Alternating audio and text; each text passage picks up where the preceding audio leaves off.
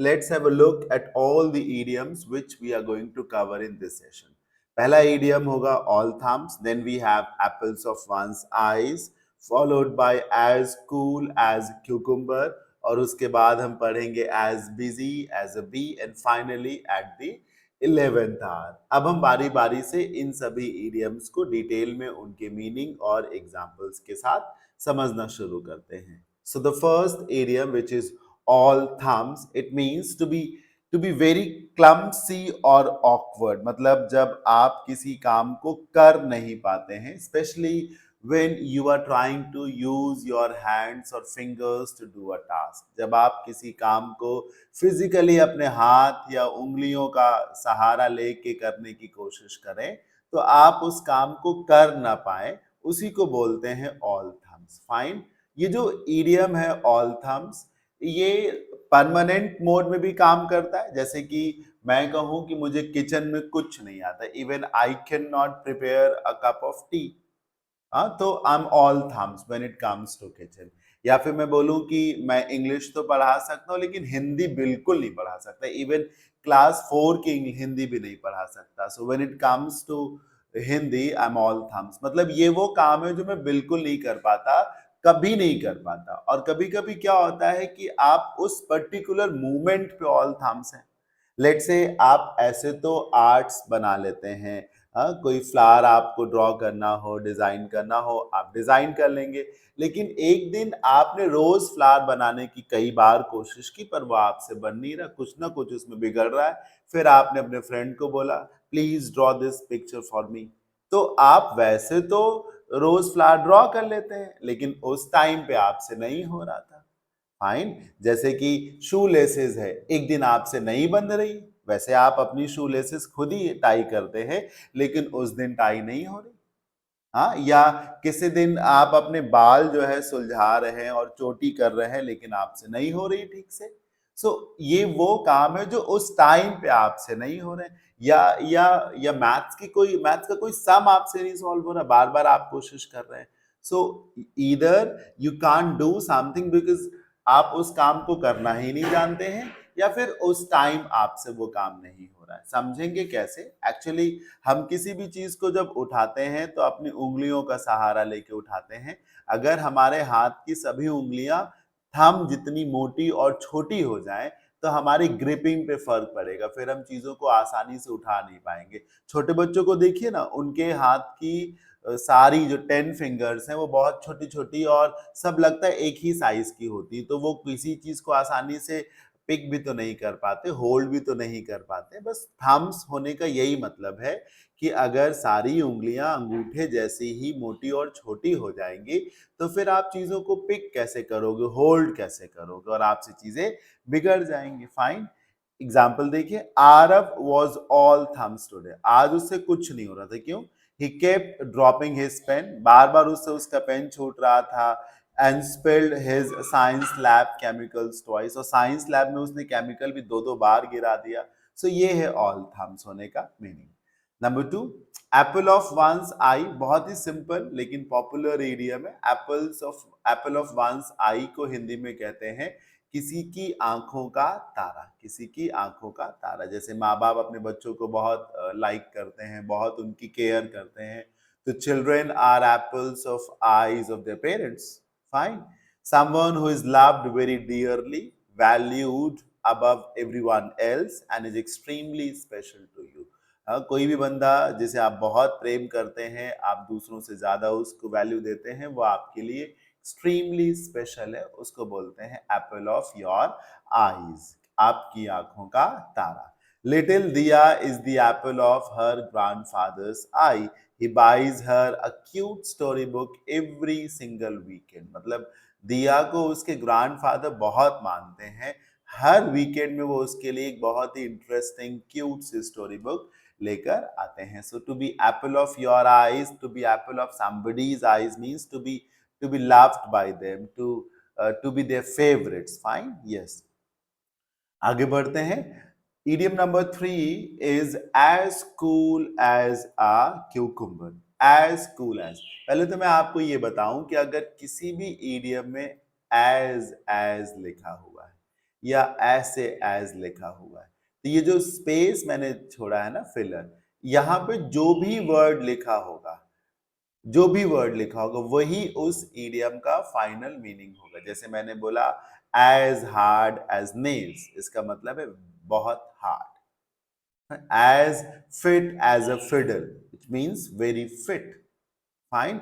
As cool as a cucumber, मतलब very cool. और cool अगर कोई कोई कोई मतलब मान लीजिए पानी है, ठंडा है, तो एक अलग बात है। If a person is very cool by his और हर नेचर, यानी कि वो बंदा बहुत ही मनमौजी है, शांत स्वभाव का है, वो ज्यादा लोड नहीं लेता, टेंशन नहीं पालता कहीं से, बस यही मीनिंग है as cool as a cucumber. somebody who is very calm and relaxed all the time, मतलब कोई बंदा जो बहुत शांत मन का है, टेंशन नहीं लेता है कहीं से, उसी को बोलते हैं as cool as a cucumber.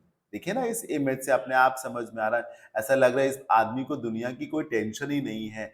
आराम से जो है पास में खाने पीने की चीजें रखी हुई है, और एक बढ़िया से स्पेक्स लगा करके अपनी ही मस्ती में ये बंदा मस्त है। और फिर क्यूकुम्बर, खीरा जिसको कहते हैं, उसकी प्रॉपर्टी क्या है? एक प्रॉपर्टी है कि it is a rich source of water, तभी गर्मियों में लोग खाते हैं।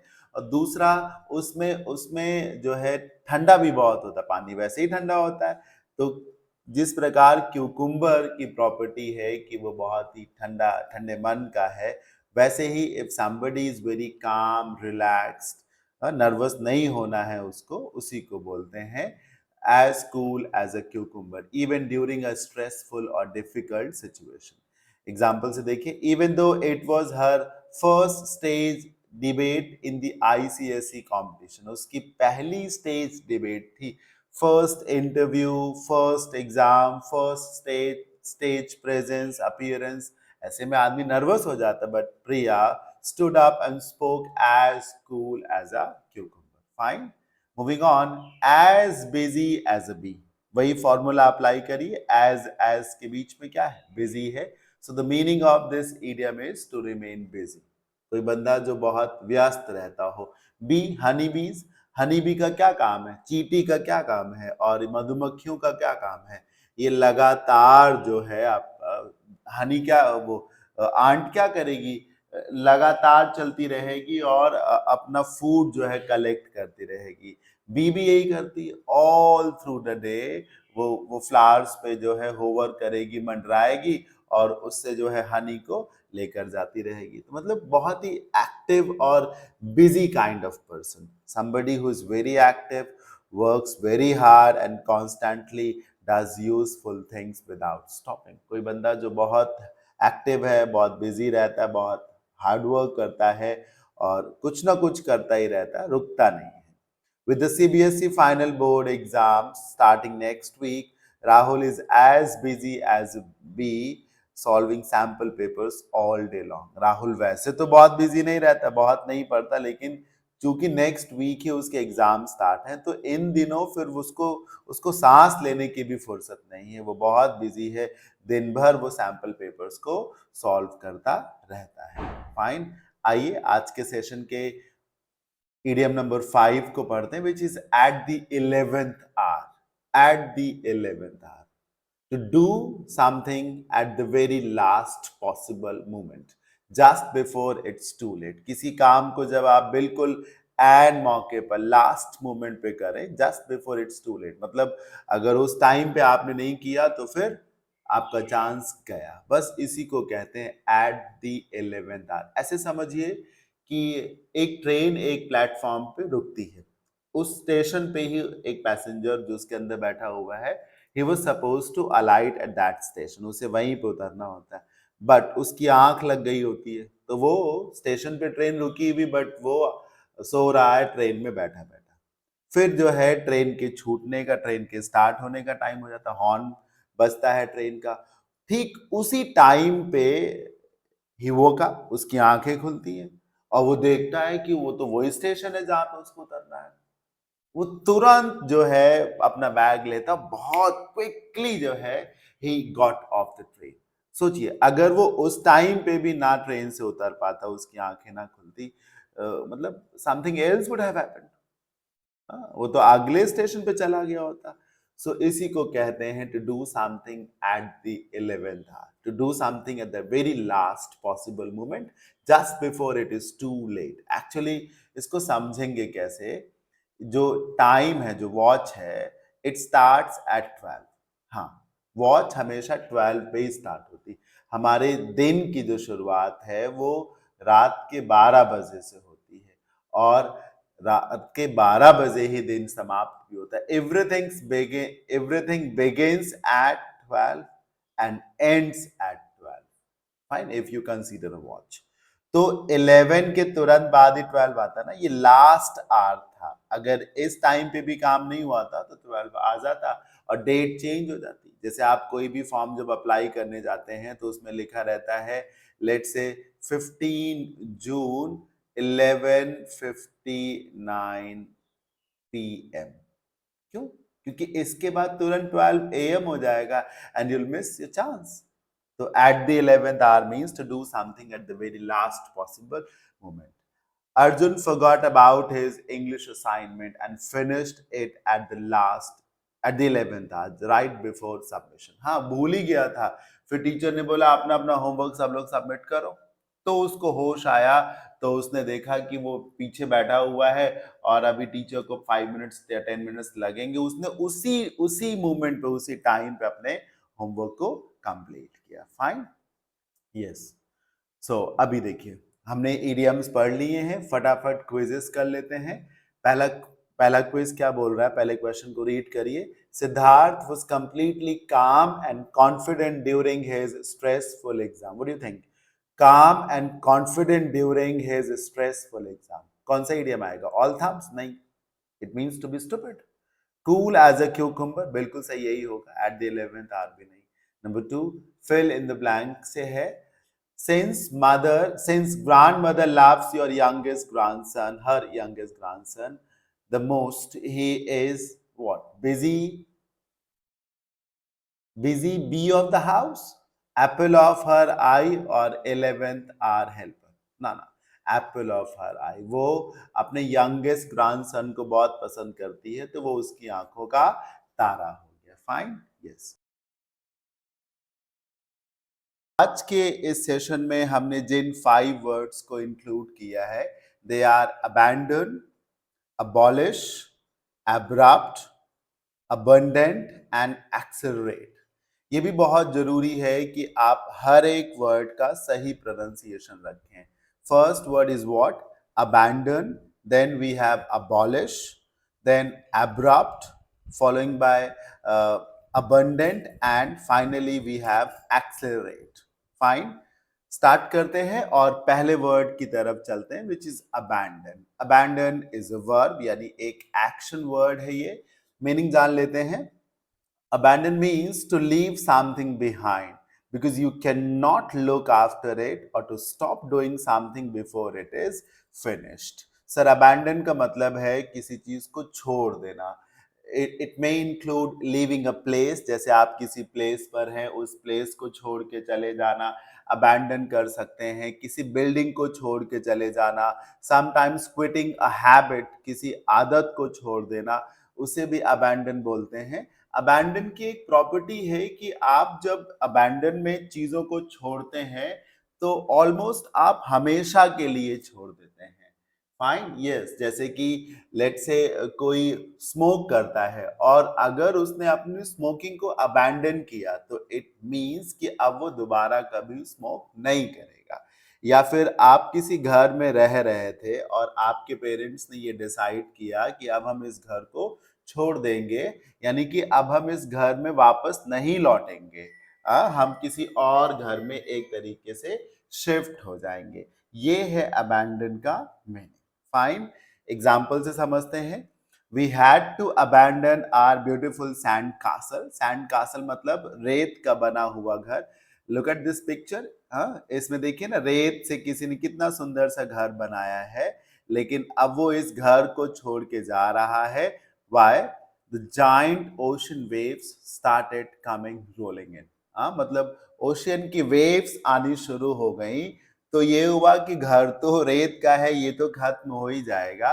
हमें भी तो खतरा है ना। सो अबैंडन का मतलब है to quit something, be it a place और सम काइंड ऑफ हैबिट, चाहे वो कोई प्लेस हो या फिर कोई हैबिट हो। फाइन, चलिए आगे बढ़ते हैं और वर्ड नंबर 2 की तरफ जाते हैं।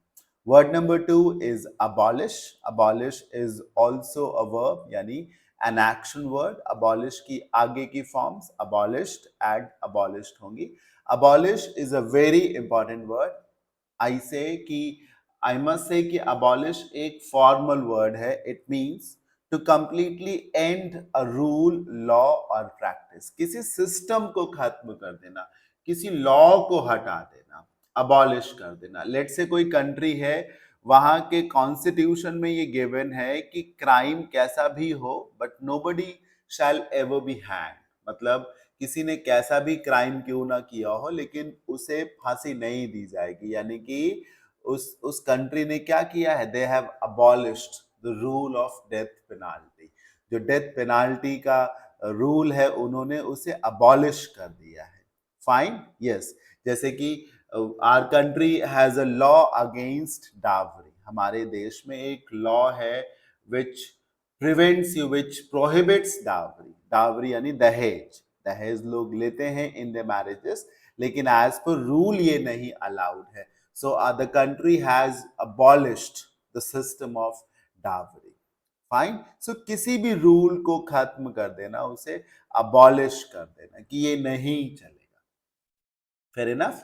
आइए समझते हैं। To say that something is no longer allowed. Example देखिए, the awesome school principal decided to abolish homework on Friday so students could play all weekend. ये देखिए कितना फनी सेंटेंस है। प्रिंसिपल ने क्या किया, बोला कि अब से फ्राइडेज को स्टूडेंट्स को होमवर्क नहीं दिया जाएगा, which means students have free time both on Saturday and on Sunday. अब देखिए ये इमेज क्या दिखाती है, अगर होमवर्क को अबॉलिश कर दिया जाए, ये बोल दिया जाए कि अब से सैटरडेज को होमवर्क दिया ही नहीं जाएगा, Sunday is a holiday in real sense, तो स्कूल ने अबॉलिश कर दिया है, अब कभी भी वहां पर हॉलीडे सैटरडे को संडे के लिए होमवर्क दिया ही नहीं जाता, right. So to abolish something means to bring something to an end, to completely end a rule, law, system और प्रैक्टिस, किसी नियम, कानून या प्रथा को समाप्त कर देना। Moving on, abrupt. See, it's very important कि आप ज्यादा से ज्यादा जब चीजों को समझें तो we both are suppose to use English words, right. Yes, समझने में और समझाने में अगर हम हिंदी का यूज करेंगे तो वो बहुत इजी हो जाएगा, बट ये आपको बेनिफिट बहुत ज्यादा नहीं देगा। तो हम अगर क्लास को करें तो हमें 60 to 70% इंग्लिश को यूज करना चाहिए, 20 to 30% हिंदी इज अलाउड, तब जा करके आप जो है आगे बढ़ पाएंगे, right. Yes, so try your best, आपको सब कुछ समझ में आएगा। Abrupt. Abrupt is basically an adjective. An adjective is what? Adjective is a describing word. Fine. ये भी साथ में mention किया गया है.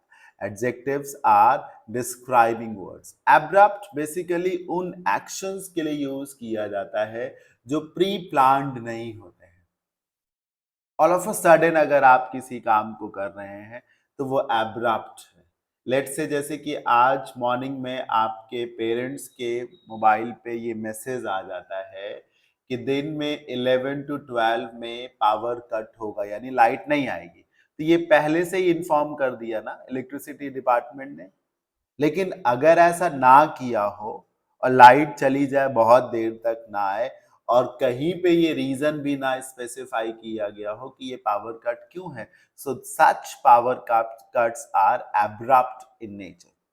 हाँ, आप किसी टूर पे हैं और आप लोगों ने अपनी आइटिनरी में पहले ही सेट कर रखा है कि हम इस होटल पे स्टे करेंगे, हम इस प्लेस पे रुकेंगे, तो वो स्टॉप्स तो पहले से डिसाइडेड है। लेकिन चलते चलते एकदम से किसी ने कार में या बाइक पे ब्रेक लगा दी तो आप चौंक गए और आपने पूछा, यार एकदम से क्यों बाइक रोक दी, why you stop the car all of a sudden.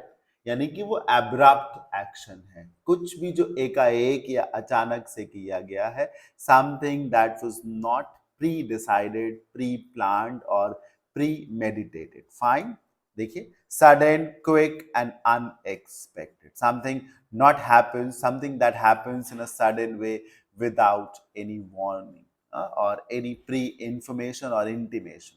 Example से देखिए, the big yellow bus made an abrupt stop when a tiny squirrel ran across the street. ऐसा होता है कि जब हम साइकिल से, कार से या बाइक से कहीं जा रहे हो तो एकदम से कोई एनिमल रोड को क्रॉस करता है, so it's very important to save the life of that animal. तो हम अपनी कार को, बाइक को और cycle, whatever we are riding और ड्राइविंग, हम उसे रोकते हैं। यहाँ पे यही लिखा हुआ है कि बस ड्राइवर ने एकदम से फिर बस को रोक दिया। So such way of stopping the bus is abrupt. Fine, yes, आगे बढ़ते हैं। Next word is abundant. Have a look at this picture, abundant. कितने सारे फ्रूट्स लगे हैं, बस यही मीनिंग है abundant का, समथिंग इन लार्ज क्वांटिटी और नंबर, कुछ भी जो बहुत भारी संख्या में है या मात्रा में है। This is what abundant means. पढ़िए, abundant is also a describing word, यानी एक एडजेक्टिव है ये। What does it mean? It means having plenty of something. मतलब कुछ भी बहुत सारा है आपके पास, a very large amount, number or quantity of something, more than enough to satisfy your needs. आपकी नीड से भी कहीं ज्यादा। Abundant of money, abundant of food, या abundant of मतलब fruits, food, flowers.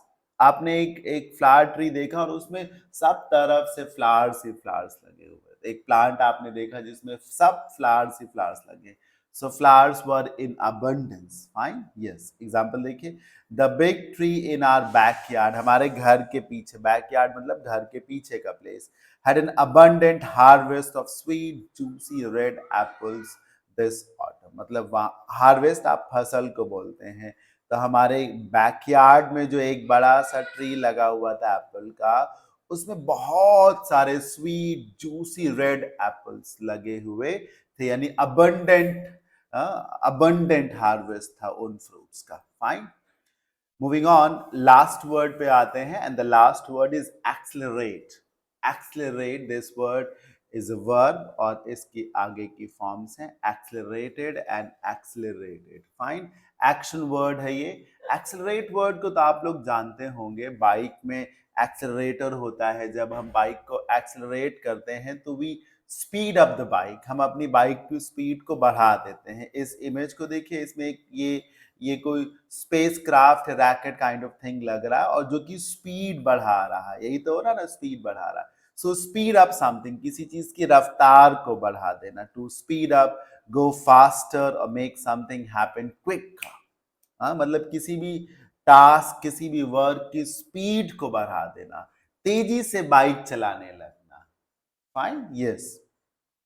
The powerful rocket ship began to accelerate as it blasted off into the deep starry space. मतलब वो rocket जो है, जब वो स्टारी स्पेस की तरफ गया, मतलब अंतरिक्ष में जब उसने जाना शुरू किया, तो उसने अपनी स्पीड बढ़ा दी। रॉकेट की प्रॉपर्टी यही है कि जब वो ब्लास्ट होता है, नीचे से स्टार्ट करता है, वो शुरू से बहुत तेज अपनी स्पीड को लेके चलता है, फिर थोड़ी देर बाद तो वो अपनी स्पीड को और भी तेज कर देता है। सो स्पीड को एक्सेलरेट करने का मतलब है बहुत तेजी से उसे बढ़ा देना। Fine, so these were the 5 words we did in today's session. I hope आपको समझ में आ गया होगा। Before we end this class, and this lesson, आइए एक क्विक रिवीजन कर लेते हैं। Abandon means what?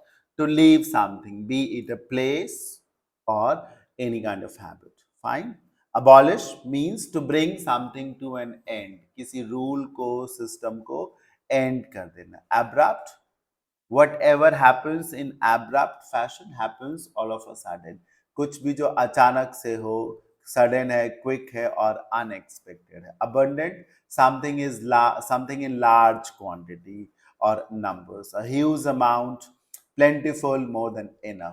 Accelerate अभी भी पढ़ा, speed up और go fast।